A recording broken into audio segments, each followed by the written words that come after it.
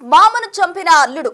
ఈ ఘటన విజయనగరం జిల్లాలో చోటు చేసుకుంది. విజయనగరం జిల్లా కెరటల్లో మేనల్లుడు మామను చంపిన ఘటన గ్రామస్తుల్లో తీవ్ర అనుమానాలు రేకెత్తిస్తుంది అని చెప్పుకోవచ్చు. అయితే మేనమామ భార్యతో రిలేషన్షిప్ పెట్టుకున్న విషయాన్ని రాఖీ రోజు మద్యం మత్తులో అల్లుడు మేనమామకు చెప్పేయడం జరిగింది. దీంతో వారిరువురి మధ్య కూడా తీవ్ర వాగ్వాదం చోటు చేసుకుంది. అయితే ఇద్దరి మధ్య గొడవగా మారిన క్రమంలో మేనమామను హతమార్చాడు మేనల్లుడు సాయి మామను హతమార్చాడు. అతతో రిలేషన్షిప్ సంగతి చెప్పేయడంతో వారి ఇరువురి మధ్య వాగ్వాదం చోటు చేసుకుంది. దీంతో మామను చంపేశాడు. ఆ తర్వాత ఇంటికి వచ్చి సాధారణ మనంగా చిత్రీకరించే ప్రయత్నం చేశాడు. కృష్ణ మృతికి సంబంధించి గ్రామస్తులు తీవ్రమైన అనుమానాలు కూడా వ్యక్తమవుతున్నాయి. అయితే మామను చంపడం ఏంటి, అతతో రిలేషన్ ఏంటి అన్న విధంగా కూడా గ్రామస్తులు అనుమానాలు రేకెత్తిస్తున్నారు. అయితే అప్పుల కృష్ణ అంత్యక్రియలు కూడా పూర్తి చేయడం జరిగింది. కృష్ణ మృతికి సంబంధించి గ్రామస్తులు అనుమానాలు వ్యక్తం చేస్తున్నారు. పోలీసులకు ఫిర్యాదు చేశారు. మృతుడి డెడ్ బాడీ తీసి పోస్ట్ మార్టం చేస్తూ ఉన్నారు. కృష్ణ హత్యలో భార్య పాత్రపై అనుమానాలు కూడా వాళ్ళు వ్యక్తం చేస్తున్న పరిస్థితి నెలకొంది. అయితే నిందితుడు సాయి ప్రజెంట్ పరారీలో ఉన్నాడు. సాయిపై విశాఖలో పలు ఆరోపణలు కూడా ఉన్నాయి. దీంతో మేనమామ దగ్గరకు సాయి రావడం జరిగింది. అంటే విశాఖపట్నంలో అతను ఉంటున్న సమయంలో పలు ఆరోపణలు ఉన్న క్రమంలో మేనమామ దగ్గర వచ్చి విజయనగరంలో సాయి స్టే చేస్తూ ఉన్నారు. ఈ క్రమంలోనే అతతో ఇలీగల్ రిలేషన్షిప్ పెట్టుకున్నాడు. దీంతో రాఖీ రోజు మద్యం మత్తులో మామకు అతతో రిలేషన్ సంగతి చెప్పేశాడు మేనల్లుడు. దీంతో ఇద్దరి మధ్య వాగ్వాదం చోటు చేసుకుంది. మద్యం మత్తులో మేనమామను సాయి చంపేయడం జరిగింది. ఆ తర్వాత ఇంటికి వెళ్లి సాధారణ మరణంగా చిత్రీకరించే ప్రయత్నం చేశాడు. అప్పుల కృష్ణ అంత్యక్రియలు కూడా పూర్తి చేయడం జరిగింది. అయితే కృష్ణ మృతిపై అనుమానాలు ఉన్న గ్రామస్తులు పోలీసులకు ఫిర్యాదు చేయడంతో రంగంలోకి దిగిన పోలీసులు బాడీకి పోస్ట్ మార్టం జరిపే విధంగా కూడా సన్నద్ధమయ్యారు. అయితే పోస్ట్ మార్టం దిశగా కూడా అడుగులు వేస్తున్న పరిస్థితి నెలకొంది. కృష్ణ హత్యలో భార్య పాత్రపై ఆమె పాత్ర ఎంత ఉంది అన్నదానికి సంబంధించి కూడా అనుమానాలు వ్యక్తమవుతున్నాయి. ప్రజెంట్ మేనల్లుడు సాయి అయితే పరారీలో ఉన్నాడు. సాయిపై విశాఖలో పలు ఆరోపణలు ఉన్నాయి. దీంతో మేనమామ దగ్గరకు వచ్చి సాయి నివాసం ఉంటూ ఉన్నాడు. ఈ ఘటన విజయనగరం జిల్లా కెరటాలలో చోటు చేసుకుంది. కెరటల్లో మేనమామ భార్యతో సాయికి వివాహేతర సంబంధం ఉంది. రాఖీ రోజు మద్యం మత్తులో ఆ విషయాన్ని మామకు చెప్పడం జరిగింది. దీంతో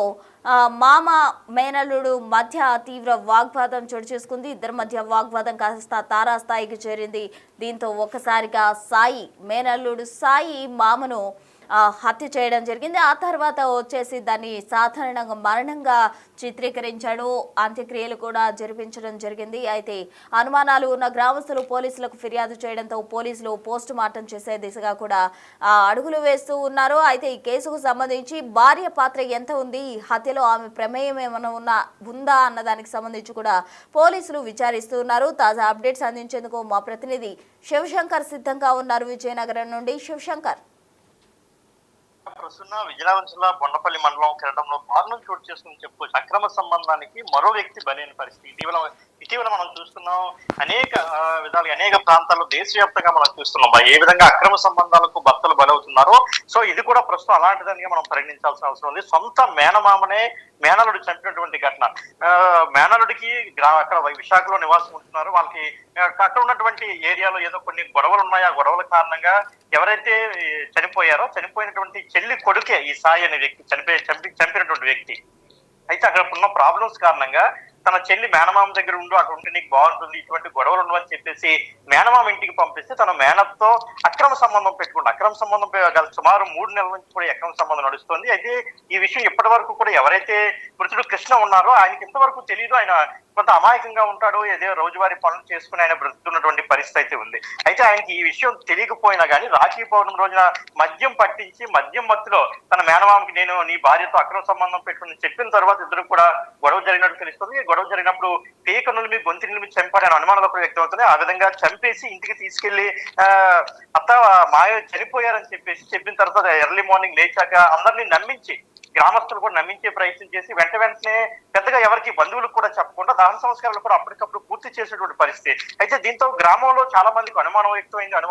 అంతా ఎవరైతే హత్య చేశారో నిందితుడిని కూడా పట్టుకొని ఏం జరిగింది, అసలు రాత్రి ఏం జరిగింది, ఇద్దరికి గొడవ అయినట్టు తెలుస్తుంది, నువ్వేమైనా చంపావని అడిగితే నాకేం సంబంధం అని చెప్పేసి అక్కడి నుంచి పారిపోయిన పరిస్థితి. ఆ తర్వాత గ్రామస్తులకి అనుమానం వచ్చి పోలీసులకి అందరికి ఫోన్ చేసి పోలీసులకు సమాచారం ఇచ్చే విధంగా జరిగింది. మాకు అనుమానం ఉందని చెప్పగానే ఇప్పుడైతే ఇలా గ్రామస్తులందరూ కూడా పోలీసులకు సమాచారం అందించారు. వెంటనే సాయి అక్కడి నుంచి పరారైపోయినటువంటి పరిస్థితి ఉంది. సో పోలీసులు ప్రస్తుతం సాయిని గాలింపు చర్యలు చేపడుతున్నారు పట్టుకోవడానికి. మరోవైపు మనం చూసుకున్నట్లయితే గ్రామంలో మరోసారి కృష్ణ డెడ్ బాడీని బయటికి తీసి పోస్ట్ మార్టం చేసే దిశగా కూడా ప్రయత్నాలు సాగిస్తున్నటువంటి పరిస్థితి ఉంది ప్రస్తుతం.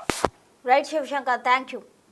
కృష్ణ మృతికి గ్రామస్తులు ఫిర్యాదు చేయడంతో పోలీసులు రంగప్రవేశం చేశారు. రంగంలోకి దిగిన పోలీసులు డెడ్ బాడీని వెలికి తీసి పోస్ట్ మార్టం చేపిస్తున్నట్టు కూడా తెలుస్తుంది. అటు భార్య పాత్ర ఇందులో ఎంత ఉంది అన్న దానికి సంబంధించి కూడా పోలీసులు విచారణ చేస్తూ ఉన్నారు. మొత్తంగా ఈ కేసుకు సంబంధించి పోలీసులు దర్యాప్తు వేగవంతం చేస్తున్నారు అని చెప్పుకోవచ్చు. అలాగే నిందితుడు సాయిని పట్టుకునే దిశగా కూడా పోలీసులు అడుగులు వేస్తున్న పరిస్థితి నెలకొంది. మొత్తంగా మృతుడి డెడ్ బాడీ తీసి పోస్ట్ మార్టం చేస్తున్నారు. భార్య పాత్రకు సంబంధించి కూడా పోలీసులు ఆరా తీస్తూ ఉన్నారు. సాయిని త్వరలో పట్టుకుంటామంటూ కూడా పోలీసులు చెప్పడం జరిగింది. మొత్తంగా ఈ ఘటన విజయనగరం జిల్లాలో సంచలనంగా మారింది అని చెప్పుకోవచ్చు.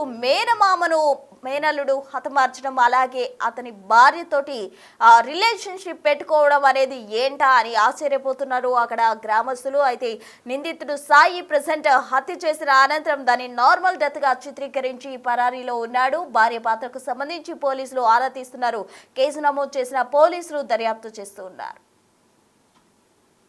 రాఖీ పండుగ సాయంత్రం 6 గంటలకి బాత్రూమ్కి అని తీసుకెళ్ళాడండి. బాత్రూమ్కి వెళ్దాం రామాయ అని తీసుకొని వెళ్ళాడు. 12 వరకు మరి రాలేదండి. 11:30, 12 అయ్యింది, వచ్చాడండి. ఆడు అక్కడే మా ఏడ్రా అని అడిగాను. మా ఆయనకి మందు ఎక్కువైపోయింది అన్నాడండి. అక్కడ శ్మశానం గడ రోడ్డు మీద పడుకుంటుపోయాడు. నేను ఒకరిని తీసుకురాలేక జస్గోని తీసుకొని వెళ్ళి తీసుకొద్దామని వచ్చేసాను అన్నాడండి. సరే అని చెప్పామండి. అన్నంత అండండి. మా బాబు నాన్నమేమండు వేసాడు, తినేసాడు. తిన్న తర్వాత ఆ రోజు వచ్చి మీ డాడీని తీసుకొచ్చేద్దామని తీసుకొని వెళ్ళాడండి. తీసుకొని వెళ్ళిన తర్వాత తీసుకొని వచ్చారండి. తీసుకొచ్చిన తర్వాత కాళ్ళు చేతులు పట్టుకొని తీసుకొచ్చారండి. మా బాబు నేను కూడా ఇంట్లోకి వచ్చి కడిగామండి. తాగేసి పట్టు ఎక్కువైపోయింది అంతే. మరి కాళ్ళు చేతులు ఎందుకురా పట్టుకొస్తాను అనేసి అంతే నోరు మూసుకొని కాముకొండండి అన్నాడండి. అంత వాళ్ళు కాముకొన్నామండి. తర్వాత చెప్తాను ఆగండి అంతే. మళ్ళీ మీ నాన్న ఉండలేకపోతాండి, ఊపిరాడలేదట, బయట నేమంతండి మళ్ళీ అన్నాడండి. బయటకు తీసుకొచ్చి వేసామండి మంచం మీద వరండాలో. వేసిన తర్వాత అప్పుడు అడిగానండి అసలు ఏడు జరిగింది చెప్పంతే. తాగిన కాడ మా ఇద్దరికి గొడవ వచ్చింది. మాట వచ్చి నేను చంపేశానండి, కానీ మీరు గట్టిగా అరిచారంటే ఈ రాత్రినే మీ తల ముగ్గురిని కూడా చంపేసి వెళ్ళిపోతాను అన్నాడండి. సరే మేము కాము ఉండిపోయామండి. తెల్లవారులు వేసి మా వీధిలో వాళ్ళందరూ వచ్చి అడిగారండి. అడిగేసాడితో గొడవాడుతుంటాడు. గొడవాడి నువ్వే చంపావు, నువ్వు 6 గంటలకు తీసుకెళ్ళడం మేము చూసాము. రాత్రి 9 అయినప్పుడు మా ఊరిలో ఎవరో చూసారండి ఇక్కడ తాగడం. మీరు రాత్రి 9 గంటలకు ఆ రోడ్డు మీద శ్మశానం ఇక్కడ తాగడం కూడా మేము చూసాము అని చెప్పారటండి. చెప్పితే అందరికీ నా మీద డౌట్ రావడమే కాదు, కన్ఫర్మ్ అయిపోయింది నేనే చంపానని తెలిసిపోయింది. నువ్వు కానీ నీ కొడుకని ఎవరు అడిగినా మందు తాగాడు, బాగులేని దాని మీద చచ్చిపోండి అని చెప్పండి, నేనే చంపానని చెప్తే మాత్రం హాస్టల్కి వెళ్ళి నీ కూతుర్ని చంపేస్తున్నా అన్నాడండి. అందుకే నేను భయపడి మరి నోరెప్పలేదండి. నా కూతుర్ని ఎటు చేసేదండి. అప్పుడు వస్తాడు ఆ అబ్బాయిని పొడుస్తాడండి. వాళ్ళ ఫ్రెండ్ని ఎవరిను సంవత్సరమో 10 నెలలు అవుతుంది పొడుస్తాడండి. పొడిచిన తర్వాత వాళ్ళ అమ్మ మాకు చెప్పింది, మా ఇంటికాడ ఉంచండి ఆ కేసు ఏదో అయినంత వరకు మీ ఇంటికాడ కొన్నాళ్ళు ఉంచండి అన్నదండి. సంవత్సరం పెట్టి ఇక్కడ ఉన్నాడు. ఆ కేసుకి వాళ్ళ అమ్మ డబ్బులు అవి కట్టుకుంది. ఆ కేసు తేలిపోయింది. కానీ అక్కడికి వస్తే గొడవలు ఏమంటాడు, ఏ పనికి పాడికి వెళ్ళకంటే ఇక్కడే ఉన్నాయండి అని అంతే. ఇక్కడే ఉంచండి, కొన్ని రోజులు అక్కడికి వెళ్తారు, కొన్ని రోజులు ఇక్కడ ఉంటారు, అలాగ ఉంటుండండి. అలాగైతే మా ఆయన గారికి మా ఇద్దరికి రిలేషన్ ఉందని మా ఆయనకి తెలిసినట్టుంది. మరి దేని గురించో తెలియదు. ఇంట్లోనైతే గొడవ ఆడుకోరు, ఎప్పుడు మందు తాగిన కూడా బయట గొడవ ఆడుకుంటారు. ఆ గొడవ ఆడుకుని ఊర్లోనే మందు తాగిన కూడా గొడవ ఆడుకుంటుంది. గొడవ ఆడుకున్న తర్వాత ఊర్లో నుంచి మా ఆయన ఎంటలు పెట్టి వచ్చాడండి. శుభ్రంగా రక్తాలు వచ్చినట్టు కొట్టాడు. మా పాప మెచ్యూర్ అయిన 6 నెలలు మా పాప మెచ్యూర్ కారు అయింది. 20వ తారీఖున 18వ తారీఖున ఊర్లో తాగిన కానీ నుంచి ఎంటలు పెట్టుకొచ్చి శుభ్రంగా కొట్టాడండి. రక్తం వచ్చినట్టు.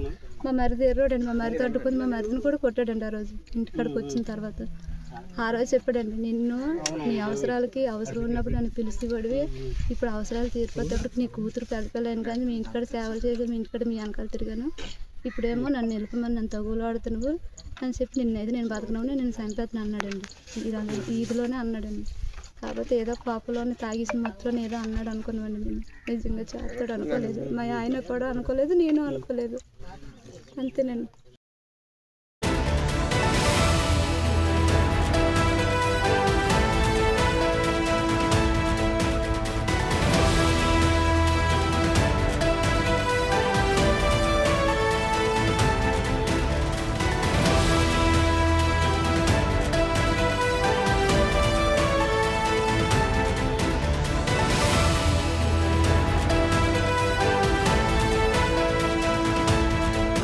The big folk night 2025 celebrating the soul of Telangana.